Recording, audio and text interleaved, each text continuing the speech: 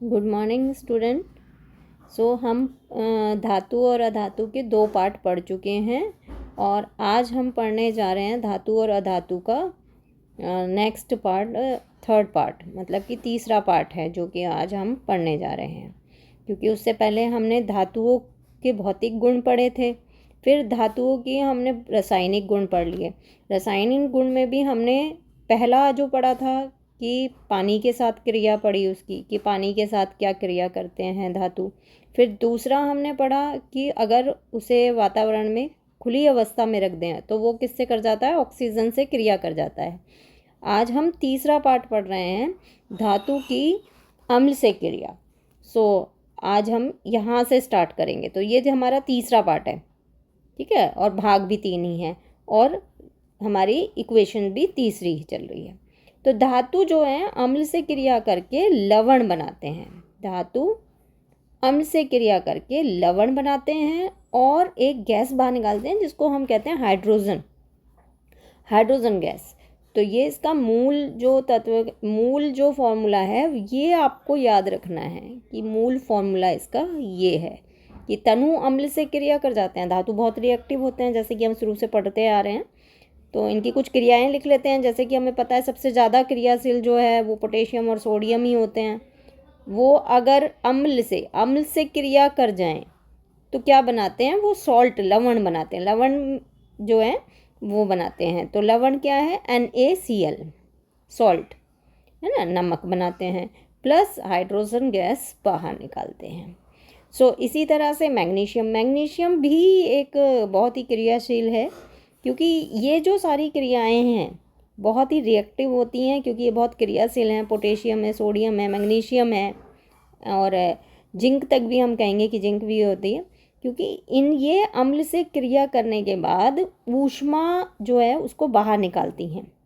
मतलब ऊष्माक्षेपी क्रियाएं हैं। ऊष्माक्षेपी क्रियाएं जिसे मैंने एक्सोथर्मिक रिएक्शन कहा था। एक्सोथर्मिक रिएक्शन जिनमें ऊष्माएं बाहर निकलती हैं, जिसमें कि मुक्त होती है ऊष्मा। तो यहाँ तो हाइड्रोजन भी हो रहे हैं, बहुत तेजी के साथ हाइड्रोजन गैस मुक्त हो रही है और साथ के साथ ऊष्मा भी निकल रही है। आप इसमें प्लस कर लीजिएगा कि उसमें ऊष्मा भी निकल रही है। तो इस रिएक्शन को जिसमें ऊष्मा निकलेंगी उसको हम क्या कहते हैं, उसको हम एक्सोथर्मिक कहते हैं। ऊष्माक्षेपी अभिक्रिया कहते हैं जिनमें ऊष्मा बाहर निकलती है। तो ये ऊष्माक्षेपी अभिक्रियाएं हैं जिनमें ऊष्मा बाहर निकलती है। इसी तरह से एल्युमिनियम है। एल्युमिनियम रिएक्टिविटी सीरीज में हमारा नीचे आता चला जाता है। नीचे हमने पढ़ा है रिएक्टिविटी सीरीज, हमने आपको लास्ट जब हमने करवाए थे तो उसमें करवाई है। तो रिएक्टिविटी सीरीज जो है वो potassium, sodium, magnesium, aluminium, zinc और आयरन, और उससे नीचे जाएं तो कॉपर और Hg। तो इस तरह से ये घटता हुआ क्रम है रिएक्टिविटी का। तो जैसे जैसे हम इसमें नीचे चले जाएंगे और देखेंगे धातुओं की क्रिया हो रही है तो रिएक्टिविटी भी हमारी कम होती जाएगी। जैसे Zn ले लें तो इसकी भी HCl से क्रिया करवा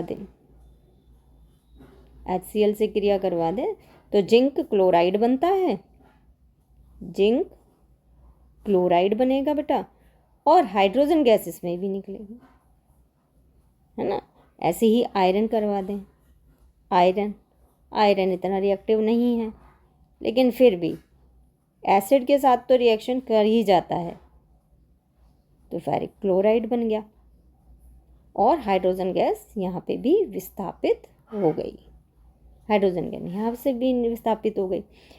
तो धीरे धीरे अगर हम रिएक्टिविटी सीरीज में जाएं तो हम अगर कॉपर पे पहुँचें या पारे पे पहुँचें या फिर Ag गोल्ड Au पे पहुँचें तो यहाँ पे रिएक्टिविटी सीरीज हमारी क्या हो जाती है, कम हो जाती है। तो ये कुछ ऐसे धातु हैं जो कि हाइड्रोजन नहीं निकालते, तो इनसे हाइड्रोजन हमारी निकलती नहीं है। ठीक है, आई थिंक आपको समझ में आ गया होगा, है ना। फिर नेक्स्ट है हमारे धातु नाइट्रिक अम्ल। क्योंकि सिर्फ HCl ही हमारा जो है अम्ल नहीं होता, H2SO4 भी होता है और भी अम्ल है हमारे पास। तो धातु जो है नाइट्रिक अम्ल से क्रिया करके हाइड्रोजन गैस नहीं बनाते। ये एक तरह का अपवाद आ गया कि वो क्या करते हैं, हाइड्रोजन गैस नहीं बनाते नाइट्रिक अम्ल से क्रिया करके, बल्कि स्वयं ना इलेक्ट्रॉन ऑक्साइड, मतलब क्या करते हैं कि ऑक्साइड बना लेते हैं। अब आप इनको समझिए कि ऑक्साइड, नाइट्रोजन के ऑक्साइड बना लेते हैं। बेटा ये जो लिखा हुआ है ना, ये यहाँ पे टाइपिंग में ऐसा आ जाता है, आप इसको ऐसे लिखिएगा NO2 को, और यहाँ पे ये N2O, डाई नाइट्रो ऑक्साइड कहते हैं इसको। ठीक है, ये नाइट्रोजन डाइऑक्साइड है, ये डाई नाइट्रोजन ऑक्साइड है, तो दोनों में डिफरेंस है। ये सही लिखा हुआ है, इसको आप एज इट इज लिख लीजिएगा, नाइट्रोजन ऑक्साइड। सो ये जो है हाइड्रोजन गैस नहीं बनाते हैं, हाइड्रोजन गैस नहीं बनाते हैं। कौन नहीं बनाते हैं? नाइट्रिक अम्ल नहीं बनाते हैं। अब ये नाइट्रिक अम्ल क्या है? नाइट्रिक अम्ल का फॉर्मूला आपको पता होगा, NaHNO3, है ना। जब ये HNO3 से, चलो एक क्रिया कर ही देते हैं। तो कॉपर, सपोज कॉपर एक धातु है हमारी, हमने मान लिया कॉपर। कॉपर जब नाइट्रिक अम्ल से क्रिया करेगी, बेटा ये क्रियाएं जो आप लिखते जाइएगा कॉपी में, क्रिया करेगी तो वो क्या बनाएगी? कॉपर नाइट्रेट बनाएगी। इसकी वैलेंसी आपको पता है 2 है, तो 2 बाहर आ जाएगा, प्लस यहाँ पे लिख देते हैं हम plus 2NO2 nitrogen dioxide, plus hydrogen नहीं निकाल रहे हैं, वाटर निकल रहा है यहाँ पे H2O।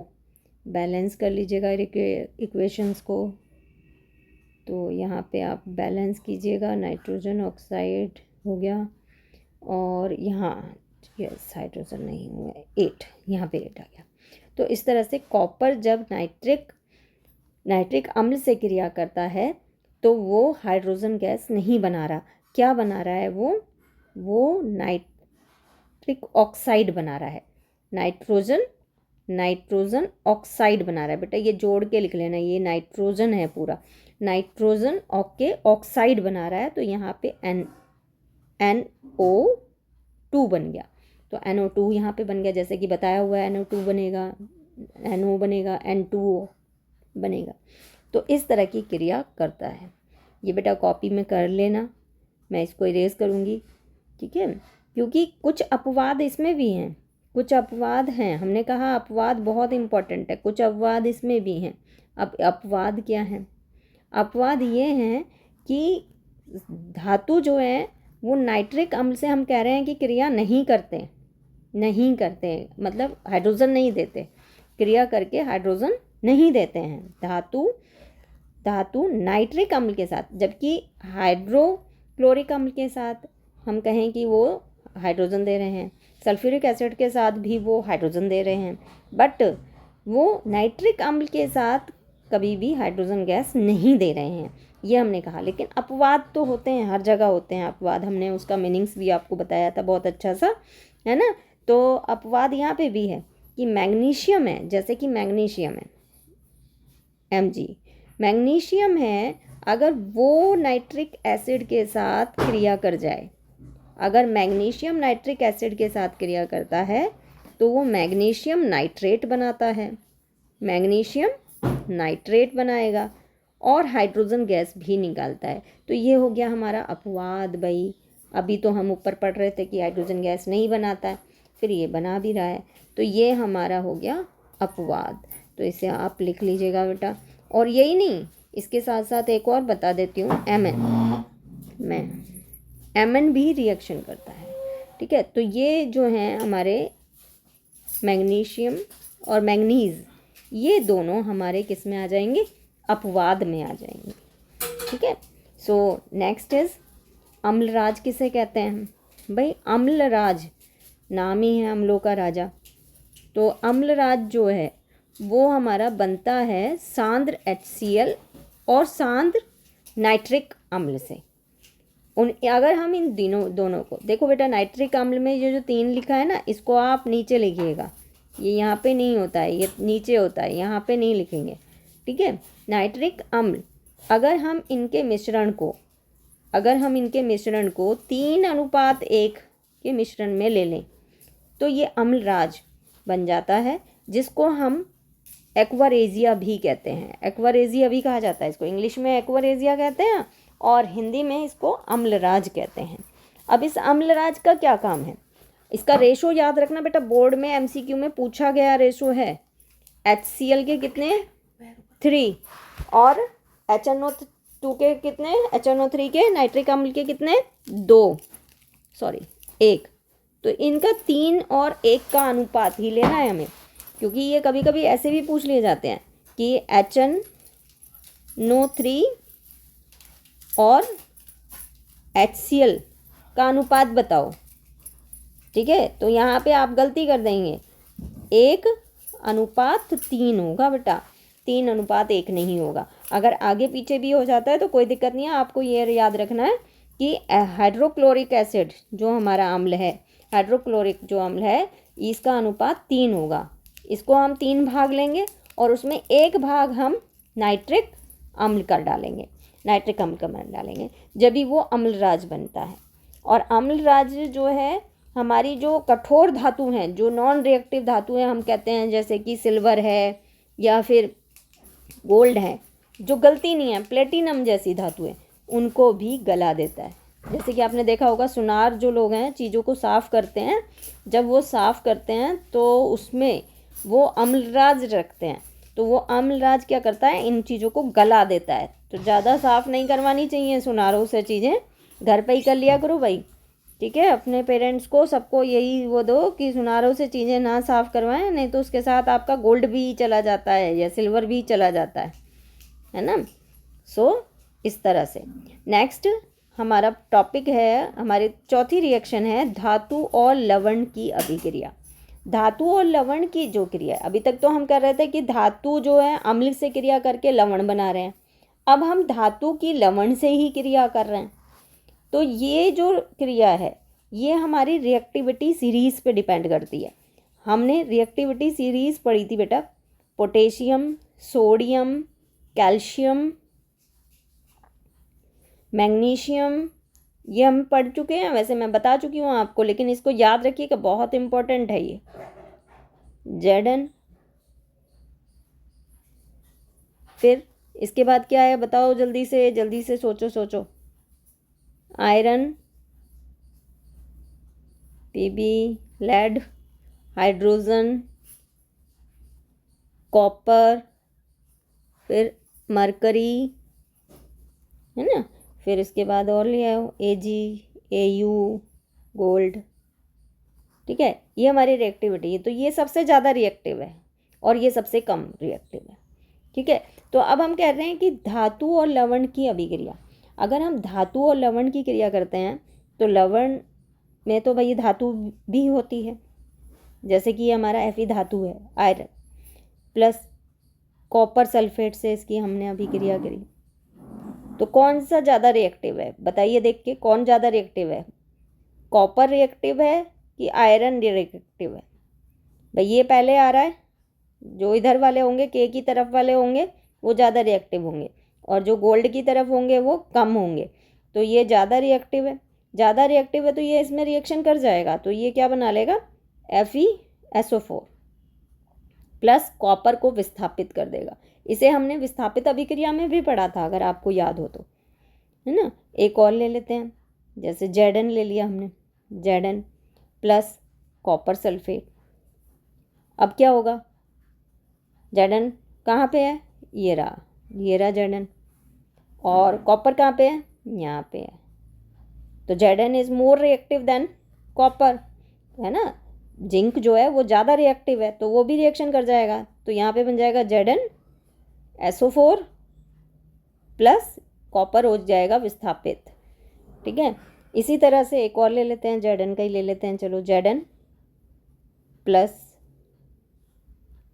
AgNO3, तो इससे हमारा क्या बना, AgNO3 से, है ना। बताओ क्या रिएक्टिव सीरीज में होगी। अब जिंक क्या है, रिएक्टिव है, Ag जो है वो क्या है, कम रिएक्टिव है, कम रिएक्टिव है। तो Zn बन जाएगा, रिएक्शन हो जाएगी, क्या होगी बोलते जाओ, Zn NO3 होल ट्वाइस और Ag हमारा विस्थापित हो जाएगा, है ना। अब इसी तरह से अगर हम और रिएक्शन इसी तरह से करते चले जाएं तो हमें रिएक्टिविटीज़ का बेटा पता चल जाता है, रिएक्टिविटीज़ का पता चल जाता है। अगर हम ये कहें आपसे कि आप यहाँ पे ले लो कॉपर प्लस FeSO4 से रिएक्शन कर दो भाई, हो जाएगी रिएक्शन।